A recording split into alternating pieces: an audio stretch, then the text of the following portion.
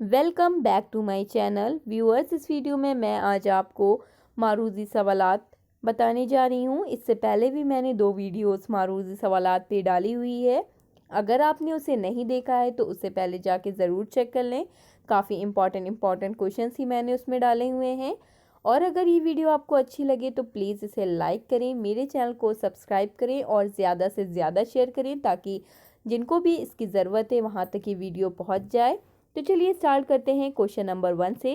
सबसे पहले सवाल है, बेसिक एजुकेशन में किस ज़बान को अहमियत दी गई? पहला है ऑप्शन उर्दू, सेकंड है हिंदी, थर्ड है अंग्रेज़ी या फोर्थ है संस्कृत। तो इसका ऑप्शन बी बिल्कुल सही है। हिंदी ज़बान को बेसिक एजुकेशन में हिंदी ज़बान को अहमियत दी गई, इसलिए ऑप्शन बी बिल्कुल सही है।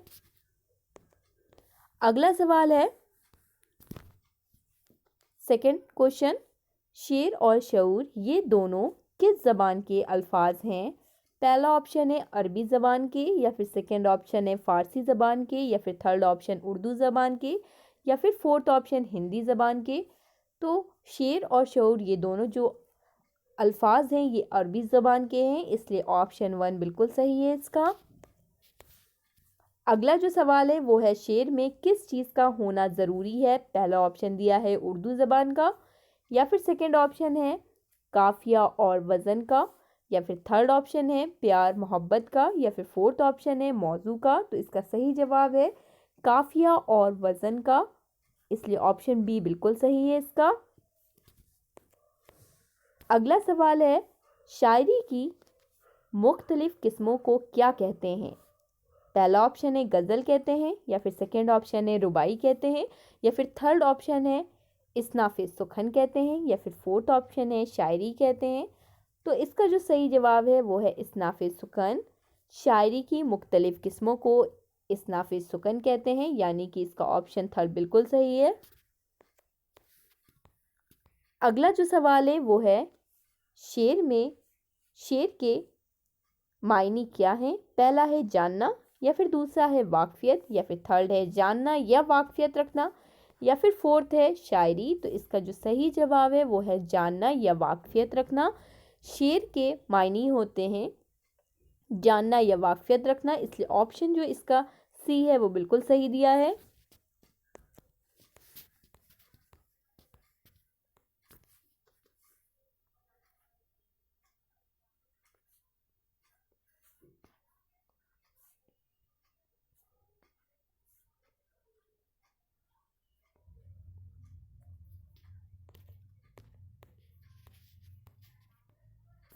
अगला जो सवाल है वो है, मर्शिया के कितने अज्जाए होते हैं? पहला ऑप्शन है 4, दूसरा ऑप्शन है 5, या फिर तीसरा ऑप्शन दिया है 7, या फिर लास्ट यानी कि डी ऑप्शन दिया है 8। तो 8 जो है वो बिल्कुल सही ऑप्शन है।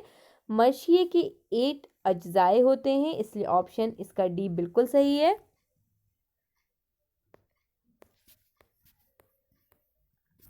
अगला सवाल है, कता के लघवी मायने क्या है? पहला है टुकड़े, दूसरा है मोती परोना, या फिर तीसरा है मोहब्बत की बातें करना, या फिर चौथा है गाढ़े गोदे के।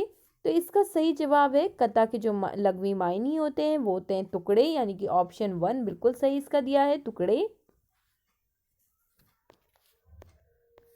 अगला जो सवाल है, उर्दू शायरी में वो नज्म जो 2 अशआर से कम की ना हो उसे क्या कहते हैं? पहला ऑप्शन है गज़ल कहते हैं, दूसरा ऑप्शन है कता कहते हैं, तीसरा ऑप्शन है कता कहते हैं, दूसरा ऑप्शन है कसीदा कहते हैं, या फिर चौथा ऑप्शन है रुबाई। तो इसका जो सही जवाब है वो है कता, उसे कता कहते हैं। उर्दू शायरी में वो नज्म जो 2 अशआर से कम की ना हो उसे कता कहते हैं, यानी कि ऑप्शन सी इसका बिल्कुल सही है कता।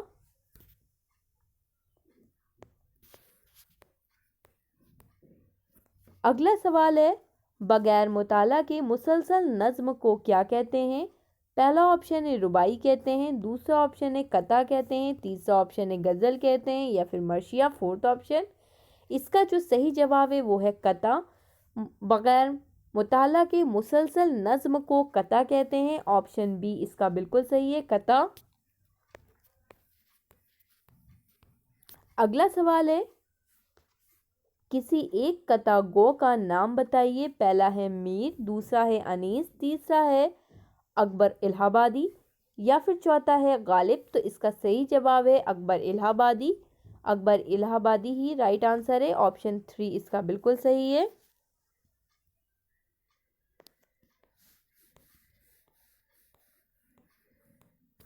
अगला सवाल है किसी एक कतागो, फिर से ये क्वेश्चन रिपीट हो गया है, किसी एक कतागो का नाम बताइए। मीर, अनीस, अकबर इलाहाबादी या गालिब। तो सही जवाब था अकबर इलाहाबादी। अगला क्वेश्चन है उर्दू अदब में दास्तानें किस दौर की याद दिलाती हैं। पहला है सियासी और तहजीबी हालात की, दूसरा है बादशाहों का ज़माना, तीसरा है इश्क व मोहब्बत या फिर चौथा है पुराने ज़माने। तो इसका सही जवाब है सियासी और तहजीबी हालात, यानी कि ऑप्शन 1 बिल्कुल सही है। उर्दू अदब में दास्तानें सियासी और तहजीबी हालात की याद दिलाती हैं। अगला सवाल है लोगों को वक्त गुजारी और दिल बस्तगी का सामान किसने फराहम कराया। पहला है नावल ने, दूसरा है दास्तान ने, तीसरा है कहानी ने या फिर चौथा ड्रामे ने। तो इसका सही जवाब है दास्तान। लोगों को वक्त गुजारी और दिल बस्तगी का सामान दास्तान ने फराहम कराया, इसलिए ऑप्शन जो बी है वो बिल्कुल सही है। अगला जो क्वेश्चन है, सवाल है, वो है उर्दू अदब की नशो नुमा और फ़रोग में सबसे बड़ा हाथ किसका है। पहला है मुसलमानों का, दूसरा है शायरों का, तीसरा है दास्तानों का या फिर चौथा है अफसानों का। तो इसका जो सही जवाब है वो है दास्तानों का। उर्दू अदब की नशो नुमा और फ़रोग में सबसे बड़ा हाथ जो था वो था दास्तानों का, यानी कि ऑप्शन सी इसका बिल्कुल सही है। अगला सवाल है उर्दू अदब में मकबूल दास्तान का नाम बताइए। पहला है बागो बहार, दूसरा है तोता की कहानी या फिर तीसरा है अलिफ लैला या फिर दिए गए सभी। तो बागो बहार, अलिफ लैला, तोते की कहानी ये सभी एक मकबूल दास्तान के रूप में उर्दू अदब में उभर कर आई है उर्दू में। तो इसलिए जो इसका ऑप्शन डी है वो बिल्कुल सही है, दिए गए सभी। अगला सवाल है नॉवेल किस जबान का लफ्ज़ है। पहला है अंग्रेज़ी, दूसरा है उर्दू, तीसरा है फ़ारसी या फिर चौथा हिंदी।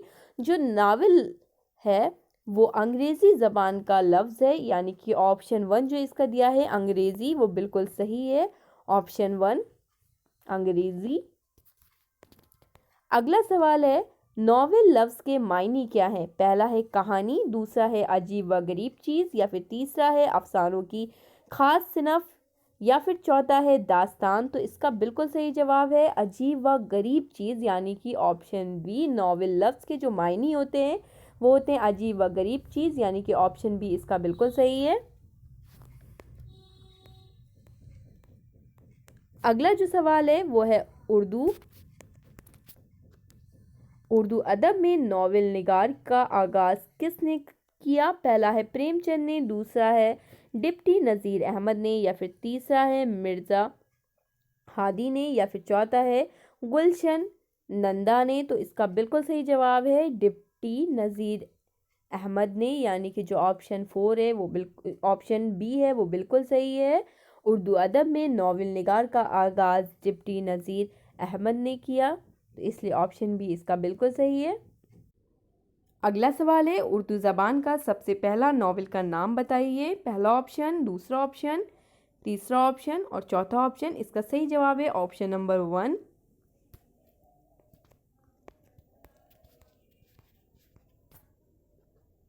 अगला सवाल है उर्दू में मशहूर नावल निगार का नाम बताइए। पहला है आदिल रशीद, दूसरा है गुलशन नंदा, तीसरा है प्रेमचंद या फिर दिए गए सभी। तो इसका सही जवाब है दिए गए सभी। उर्दू के मशहूर नावल निगारों में ये तीनों नाम आते हैं, इसलिए ऑप्शन जो इसका डी है वो बिल्कुल सही है, दिए गए सभी। अगला सवाल है उर्दू अदब में सबसे मकबूल सिनफ किसे माना जाता है। पहला है अफसाने को, दूसरा है ड्रामे को, तीसरा है नावल को या फिर चौथा दास्तान को। तो इसका सही जवाब है अफसाने को। उर्दू अदब में सबसे मकबूल सिनफ अफसाने को माना जाता है, इसलिए ऑप्शन ए बिल्कुल सही है। अगला सवाल है, उर्दू अफसाने की इब्तिदाई दौर के मशहूर अफसाने निगार का नाम बताइए। पहला है प्रेमचंद, सेकंड ऑप्शन है सुल्तान हैदर जोश, या फिर थर्ड ऑप्शन है अब्बासी हुसैनी, या फिर दिए गए सभी। तो इसका जो सही जवाब है वो है ऑप्शन 4, दिए गए सभी, यानी कि प्रेमचंद, अब्बासी हुसैनी, सुल्तान हैदर जोश, तीनों को ही माना जाता है। अगला सवाल है, नई तहरीक के अफसाने निगार का नाम बताइए। पहला ऑप्शन है सरदार जाफरी, दूसरा ऑप्शन है अजमत चुगताई, तीसरा ऑप्शन है सज्जाद ज़हीर, या फिर फोर्थ है दिए गए सभी। तो इसका जो सही जवाब है वो है ऑप्शन डी, दिए गए सभी।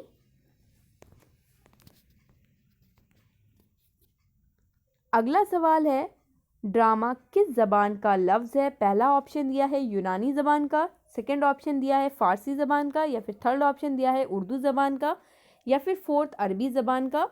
जो ड्रामा लफ्ज़ है वो है यूनानी ज़बान का, यानी कि ऑप्शन 1 जो दिया है यूनानी बिल्कुल सही है। ड्रामा यूनानी ज़बान का लफ्ज़ है।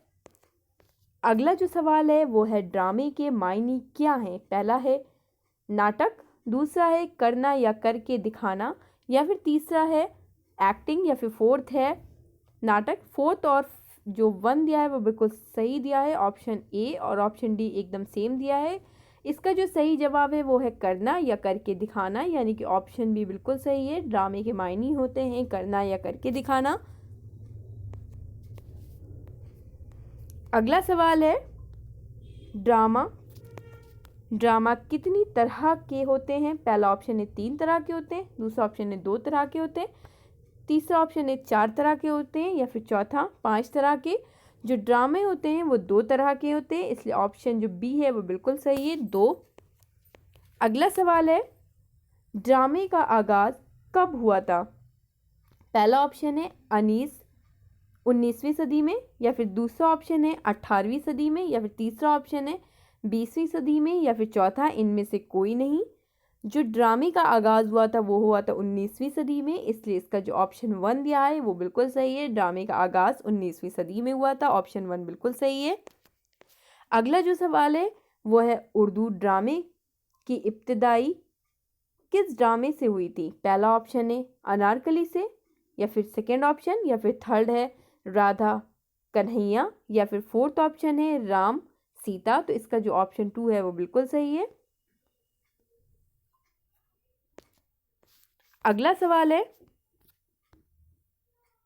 इंशाइया के मायने किस अंग्रेजी लफ्ज़ से है। मतलब कि इंशाइया को अंग्रेज़ी में क्या बोलते हैं, या इससे क्या मायने हैं, किस मायने से ये है अंग्रेज़ी के लफ्ज़ में से। पहला ऑप्शन दिया है ऐसे से, या फिर दूसरा ऑप्शन दिया स्टोरी से, या फिर तीसरा ऑप्शन दिया है ड्रामे से, या फिर फोर्थ ऑप्शन पोइट्री से। इंशाइया के जो मायने हैं अंग्रेज़ी लफ्ज़ में वो उसे ऐसे बोलते हैं, इसलिए ऑप्शन 1 बिल्कुल सही है, ऐसे।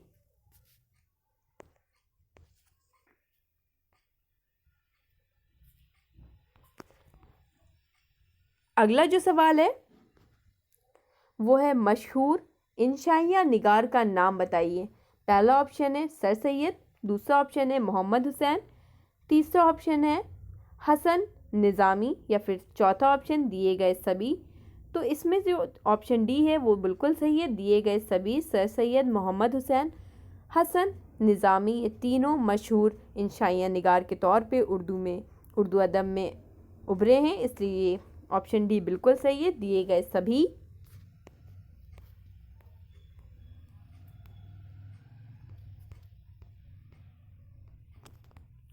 अगला सवाल है, ड्रामा अनारकली किस ड्रामे निगार ने लिखा था। पहला है शौक किदवई, या फिर दूसरा है प्रोफेसर मोहम्मद मुजीब, या फिर थर्ड है सैयद इम्तियाज़ अली ताज, या फिर fourth option doctor Mohammad Hussain. इसका सही जवाब है सैयद इम्तियाज़ अली ताज। अगर ये वीडियो आपको अच्छी लगी हो तो प्लीज़ इसे लाइक करें, मेरे चैनल को सब्सक्राइब करें और शेयर करना ना भूलें। ज़्यादा से ज़्यादा शेयर करें ताकि जिनको भी इसकी ज़रूरत है वहाँ तक ये वीडियो पहुँच जाए।